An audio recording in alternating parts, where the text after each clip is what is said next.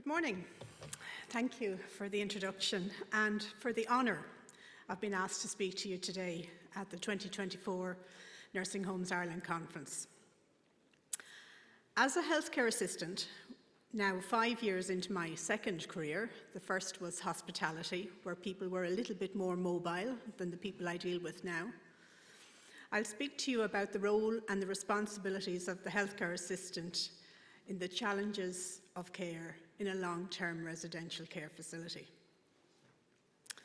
My experience has been entirely in Knockeen Nursing Home in Wexford, which many of you know has been under new ownership since May of this year.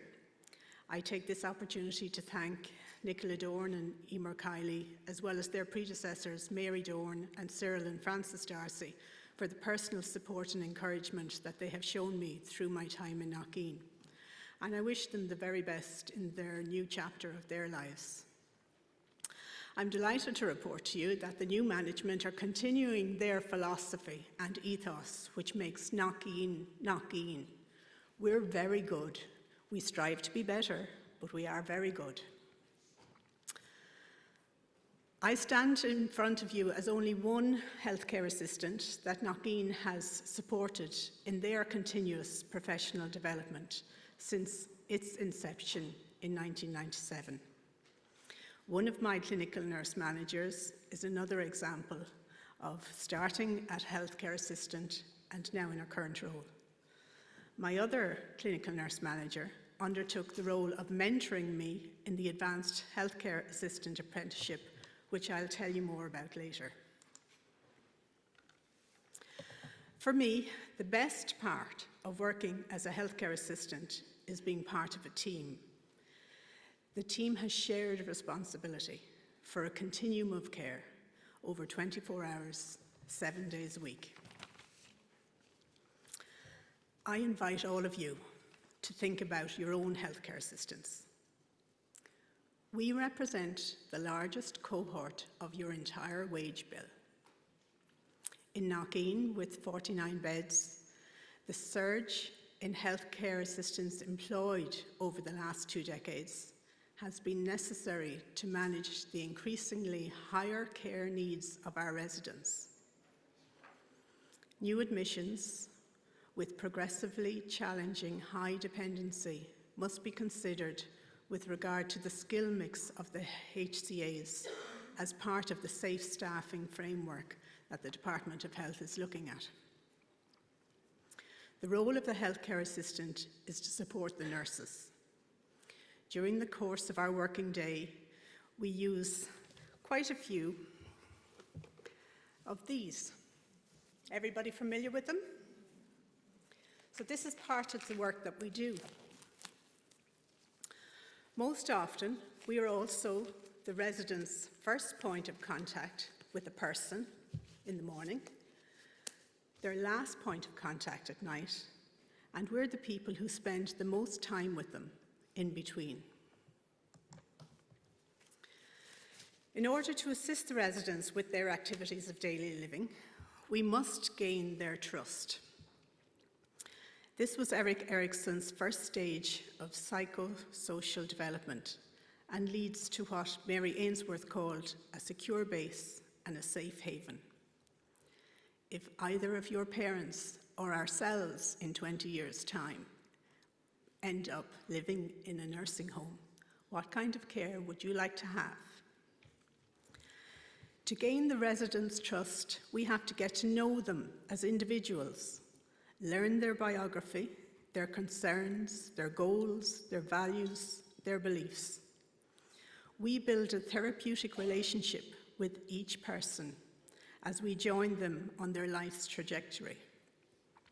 Our major challenge is doing that in time.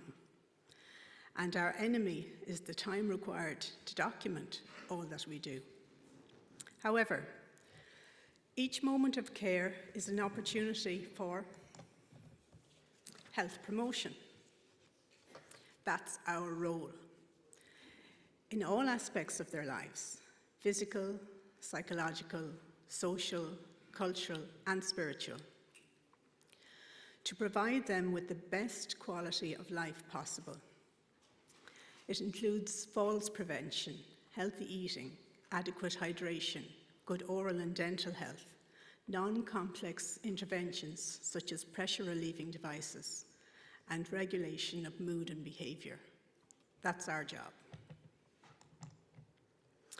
Our work is carried out according to the national standards, subject to in-house policies, procedures, protocols, guidelines, being mindful of the FRIDA principles while respecting, protecting, promoting, and avoiding infringement of the residents' rights.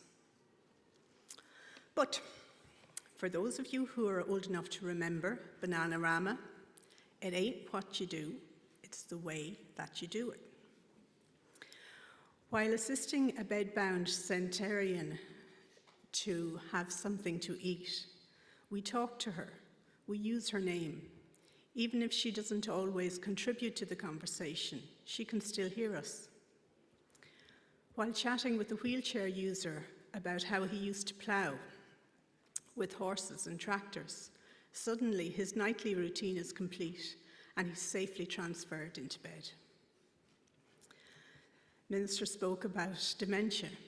Christine Bryden, who has been living positively with dementia since 1995, coined the phrase care partner in 2003. So instead of being task-orientated, focus on gaining their consent, promoting the individual's independence, celebrating their remaining abilities.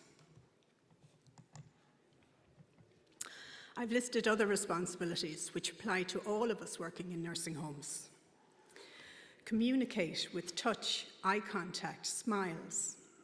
Above all, we must ensure in every transaction that the resident senses that they are seen and that they feel that they are heard.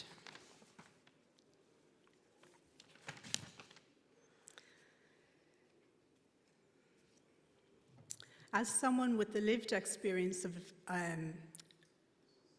for many decades with dementia, Christine Bryden often asserted, again, it's not what you say, it's how you say it that's important. While the direct personal care that we give is often intimate, it's after we have built a rapport with the resident, it's then that they feel comfortable enough to reveal their personal vulnerabilities and fears. And it's an honour to be in that position to help them. The people that we care for are vulnerable. Those people that matter to our residents are also adjusting to a new reality, and they benefit from our care, affection, and physical contact. Hugs are brilliant. As promoters of well-being, we vicariously wear the hats of facilitator, advocate, encourager, initiator, educator, and motivator. All of the HCAs who work for you are essential to the operation of your establishment. And think about this. The more time and effort you invest in their retention, the less time and effort you will have to spend each year on recruitment. Together, we can meet the challenges of care in long-term residential care facilities through training, best practice, consultation, education, leadership, coaching, and mentoring. Minister spoke earlier of the new gerontological postgraduate degree for nurses. Well, in all of your packs that you received on your way in, we already have something for healthcare assistants. It's a career pathway. It's a step towards professionalisation. I was one of the first cohorts to complete the AHAP, very wordy. It's Assistant Healthcare, Advanced Healthcare Assistant Practitioner. It was an apprenticeship. It was sponsored by Knockeen. 70% of the work of the course was done through Knockeen in my work. We had 1 day a week, online mostly, but sometimes in person, learning clinical skills that were new to me. It was a very, very broad and also deep and comprehensive furtherance of my education that resulted in a Level 6 higher certificate in healthcare support through Griffith College. It's grant aided for employers, so it shouldn't cost you very much, and the benefits that you will reap from having advanced healthcare assistance, so somebody who knows a little bit more, still under and supporting nurses, but just with that little bit more knowledge is, I think, very good. Some of the people on our course have already continued on to do nursing. Some of the venues have also continued supporting new entrants onto the course. I would highly recommend the AHAP practitioner course. I found it extremely valuable. I find it daily useful in my work. And again, in the coffee break, Jonathan Murphy from Griffith College, myself and Pauline will be happy to talk to any of you about the programme. Thank you. Thank you very much, Ali. Thank you.